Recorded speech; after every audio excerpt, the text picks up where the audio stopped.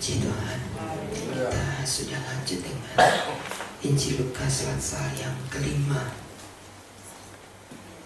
Yesus tidak hanya menjadikan seorang sakit sembuh, Ia tidak menjadikan orang yang tersesat kembali. Tetapi di pasal 5 kita baca, Ia mengubahkan seorang penjala ikan menjadi penjala jiwa. Mudah untuk melakukan apa yang bisa dilakukan banyak orang.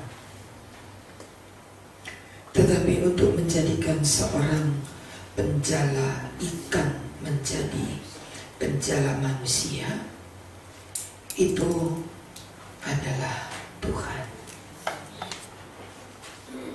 Kalau untuk menangkap, untuk mencari perhatian manusia, tukang jual jamu di pinggir jalan pintar lakukan. Untuk membawa banyak orang berkerumun mendengar apa yang dijajakan, apa yang disampaikan, maka dengan mudah orang bisa lakukan. Tetapi untuk mengubah hidup manusia tidak dapat dilakukan oleh manusia lain, tetapi sanggup dilakukan Allah, mengubahkan hidup manusia. Dan itulah yang telah dibuat oleh Yesus terhadap 12 murid-murid yang mulai berjalan bersama dengan Yesus. Bagaimana seorang yang bernama Simon diubahkan menjadi Petrus. Bagaimana Boanerges,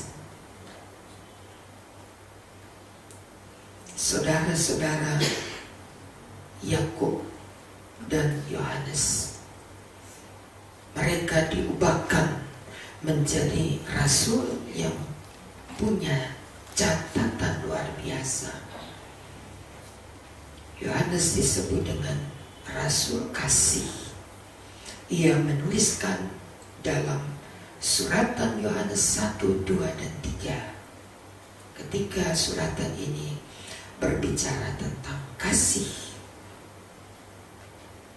Yakub dalam suratan Yakobus berbicara tentang kesabaran, ketekunan di tengah ujian.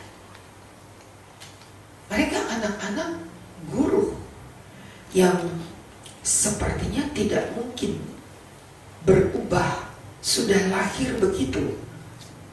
Kalimat kita dari sononya begitu. Kerasnya, kasarnya, mereka bukan anak-anak baik. Bahkan boleh dikatakan 12 rasul yang mengikuti Yesus adalah mereka yang diubahkan oleh Yesus. Nathanael yang dibawa oleh saudaranya Andreas, luar biasa pelitnya, tapi sanggup diubahkan oleh Allah. Matius dulu namanya Lewi, dan orang kenal dia sebagai kepala pajak yang kasar, yang keras, yang jahat terhadap orang-orang yang berhutang kepadanya. Lewi tidak tanggung-tanggung memeras dengan 4 kali lipat bunga yang harus dibayar. Sebab itu ketika dia bertobat, berjanji pertama kali kepada Yesus, aku akan kembalikan kepada orang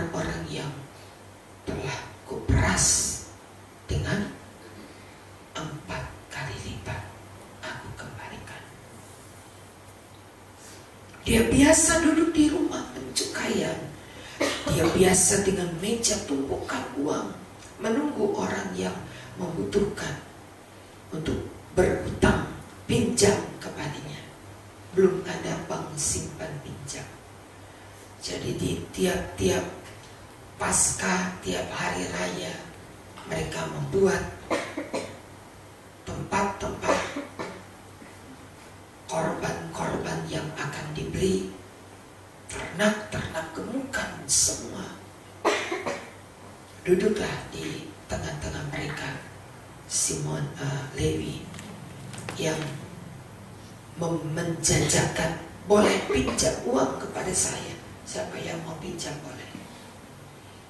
Tulis dulu, tanda tangan dulu, siap membayar 4 kali lipat. Kalau 4 kali berapa persen itu ya?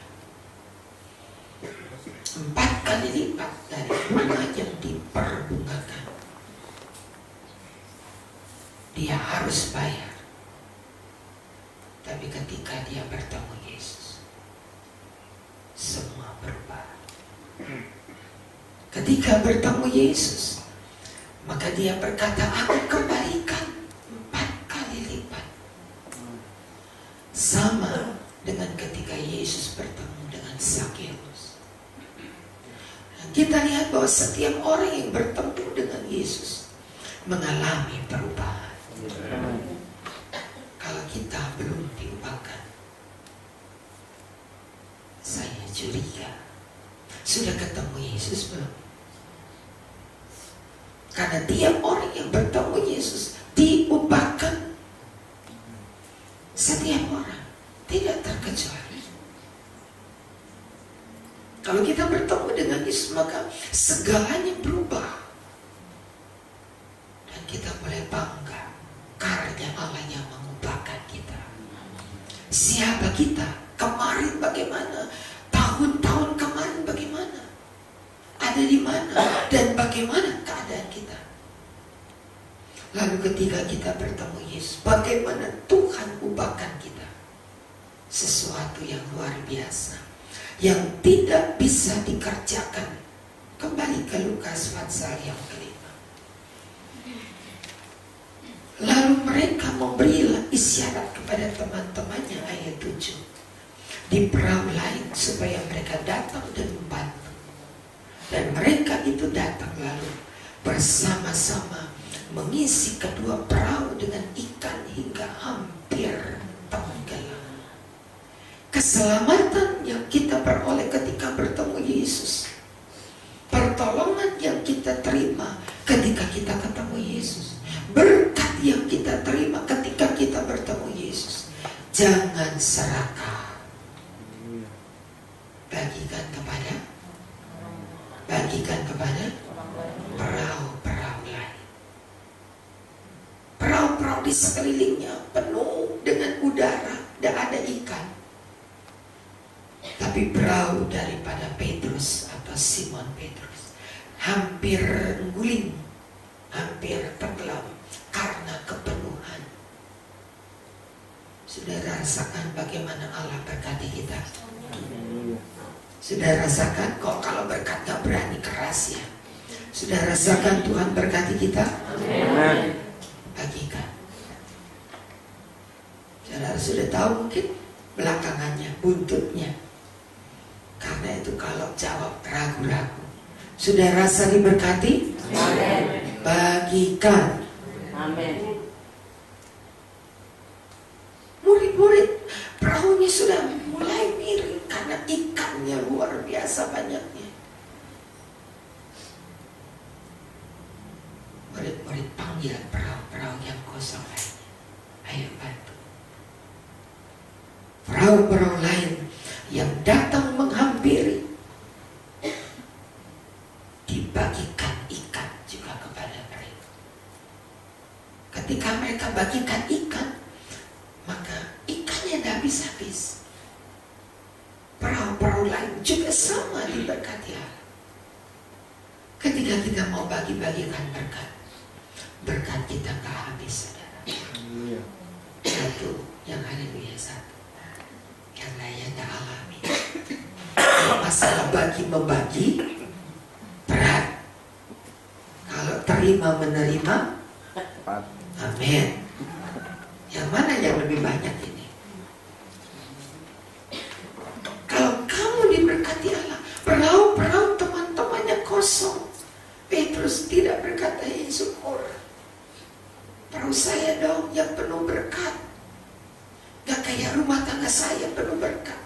Gak kayak pekerjaan saya diberkati. Tidak. Kalaupun itu benar, tak perlu menjadi kesombongan. Tapi bagikanlah supaya ikan itu makin bertambah banyak. Amin.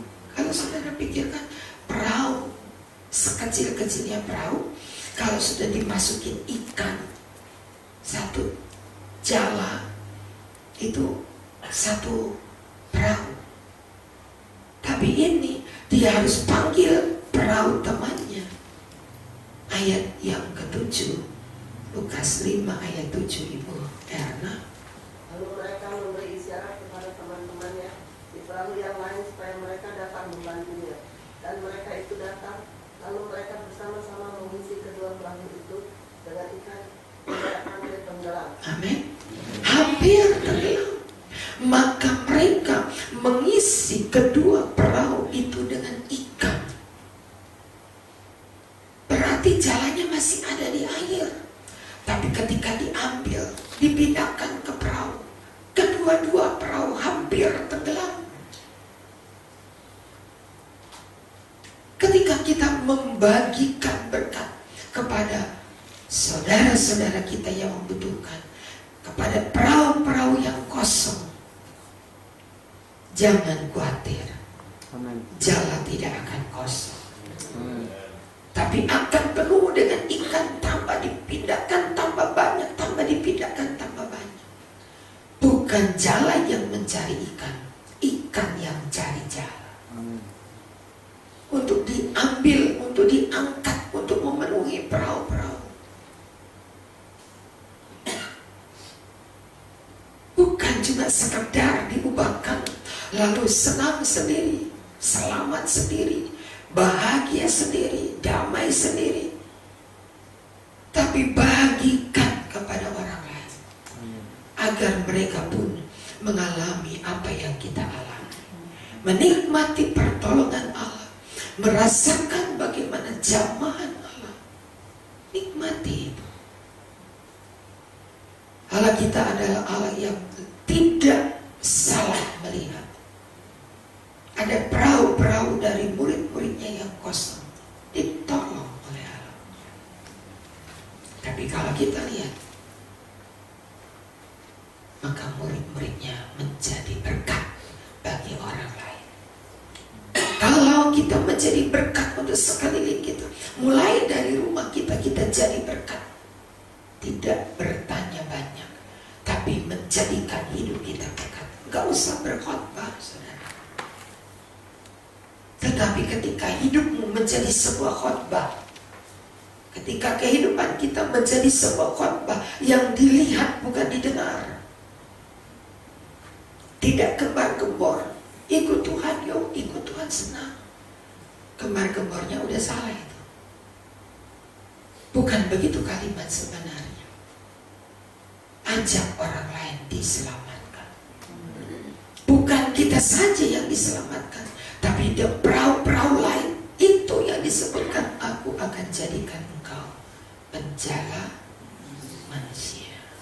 Akan diselamatkan banyak orang melalui kita. Mazmur 40. Mazmur 40.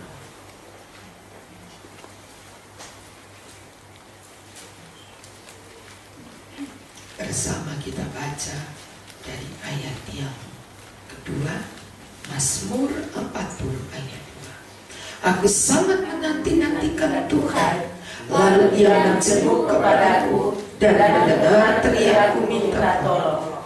Ia mengangkat aku dari lubang kebinasaan, dari lumpur rawa, menempatkan kakiku di atas bukit batu, menetapkan langkahku. Perhatikan, Ia memberikan nyanyian baru dalam mulutku, untuk memuji Allah kita, banyak orang akan melihatnya dan lalu percaya kepada dari kita memberikan nyanyian baru dalam mulutku untuk memuji-muji Allah kita. Jadi bukan ngomel, bukan maki-maki orang, tapi memuji Allah. Tidak bisa berkhotbah, itu tidak mengapa. Murid-murid yang lain juga nggak bisa berkhotbah, saudara. Baru saja dibaptis kok. Bagaimana bisa berkhotbah? Tetapi ketika Allah mengubahkan kita menjadi penjara jiwa, maka kata-kata kita yang tersurat atau tersirat, yang terbaca atau yang dibaca dari perbuatan kita akan membuat banyak orang datang kepadanya. Ayat ini berkata, menjadi takut lalu percaya kepada Tuhan. Menjadikan hidup kita hidup yang diubahkan. Di kantor diubahkan, keluarga besar kantor diselamatkan, di RT RW dilihat dulu, aduh ini keluarga ini bobrok banget, tapi sekarang mengapa bisa berubah? Pertanyaan yang membuat orang penasaran untuk ikut dan cari tahu siapa yang menjadi Tuhan dan Allah yang sanggup mengubahkan kita. Dia menantikan itu. Sebab itu saudara, supaya banyak orang yang percaya kepada Tuhan, jadilah suratan-suratan yang terbuka. Kata Paulus dalam 1 Korintus, kita adalah suratan-suratan yang terbuka, yang dapat dibaca oleh semua orang, supaya orang melihat kita lalu memuliakan nama Tuhan. Bagaimana hidup kita yang dulu? Akui dengan jujur, benar Tuhan, begitulah hidup saya dulu. Tapi tidak berhenti, itu masih koma Tuhan. Sekarang saya mau berubah. Amen.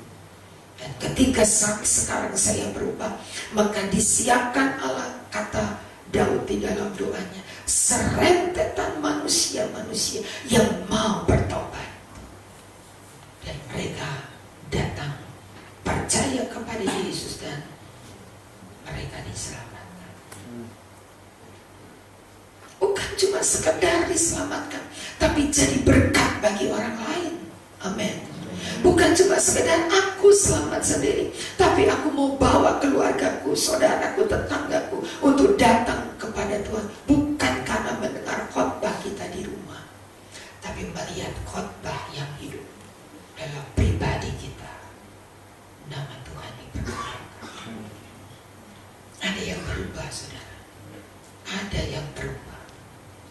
Kalau sekian tahun kita ikut Tuhan gak berubah, perlu diragukan. Mau cari pendetanya atau cari Tuhannya? Kalau ketemu dengan Tuhan pasti berubah. Tidak ada orang ketemu Yesus tidak berubah, tidak ada. Semua orang yang kita baca bertemu dengan Yesus, di sana ada perubahan. Siapapun dia. Karena Yesus tidak akan membiarkan kita tetap sama. Yang sama itu Yesusnya. Kitanya yang harus berubah. Dan kalau kita diubahkan, kita jadi berkat bagi orang lain. Perahu Petrus penuh, perahu temannya penuh. Tidak syukur lihat perahu kosong, tapi dia ingin jadi berkat juga bagi tetangga-tetangga. Perahu-perahu yang lain jadi berkat. Sekali lagi, dikit lagi, kembali kepada Lukas 5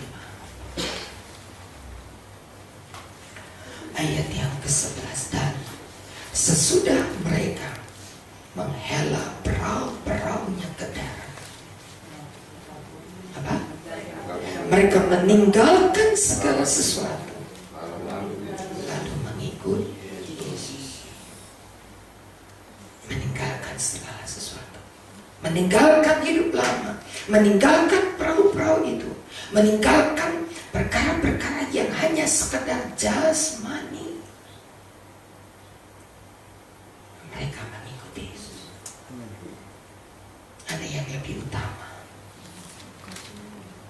yang lebih utama dari apa yang kita kejar di dunia ini. Ada yang lebih utama. Lalu mereka mengikut Yesus. Itu yang lebih utama. Satu nasihat di dalam Yohanes pasal yang ke-21.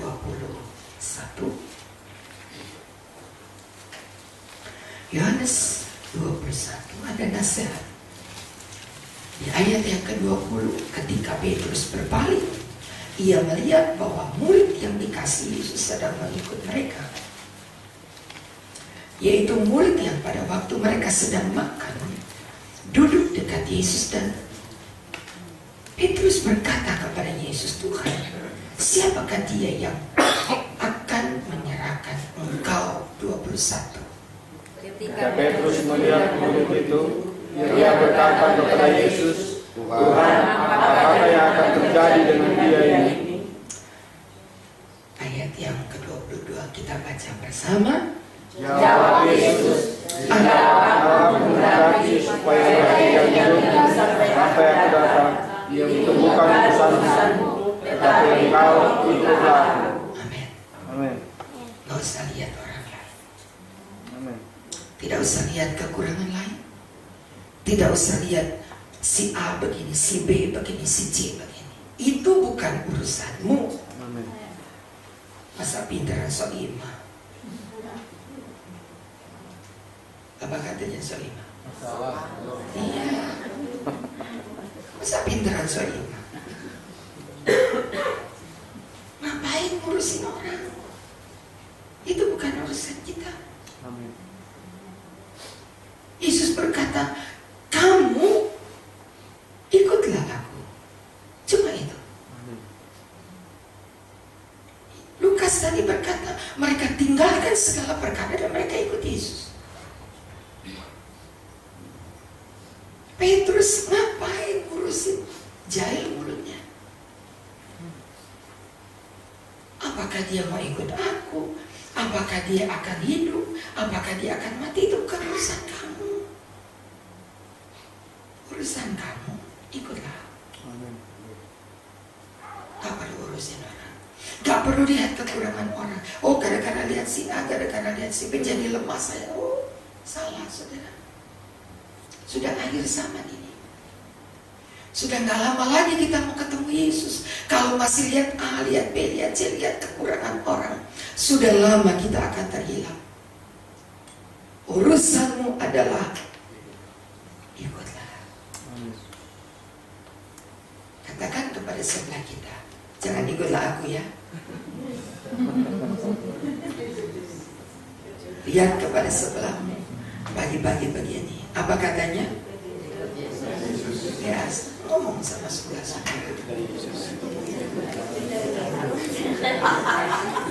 Jangan ikutlah aku. Ikutlah Yesus. Ya, ikutlah Yesus. Bukan urusan kita, urusin orang. Bukan urusan kita mau lihat kanan kiri, mau membicarakan, ngegosip. Loh, hari begini masih ngegosip, banjir saudara. Karena banjir loh. Kalau nggak banjir tanah longsor loh. Kalau nggak tanah longsor, gempa bumi. Kalau nggak gempa bumi, sinabung. Ya, hari begini bukan lagi waktunya kita ngegosip. Haleluya. Tapi mari kita cari Tuhan. Amin. Carilah Tuhan. Bukan waktunya lagi kita melakukan begitu banyak hal yang dulu kita lakukan. Tapi sekarang mari ikuti Yesus dengan sungguh. Amin. Itu jaminan. Amin. Itu jaminan. Tidak ada yang dapat menjamin keselamatan kita sekarang kecuali kita masing-masing ikut dengan sungguh. Amin. Maka di situ kita akan diselamatkan. Amin. Urusan perahu penuh itu urusan Tuhan. Amin. Dengan sungguh kita mencari Dia, perahu kita penuh. Setengah juga berkatnya. Malas, tidak ada berkatnya. Ambil yang mana saudara? Ikut Tuhan dengan sungguh, Tuhan sediakan berkelimpahan. Tidak perlu diragukan. Berkelimpahan. Nggak cukup kantong saudara. Mau tambah kantong 10 di kaki kanan kaki kiri, nggak cukup. Allah sanggup melebihkan perahunya sampai hampir tenggelam. Itu loh kalau Tuhan sudah berkati. Nggak perlu khawatir. Urusan kita cuma satu, yaitu ikut Yesus. Mari kita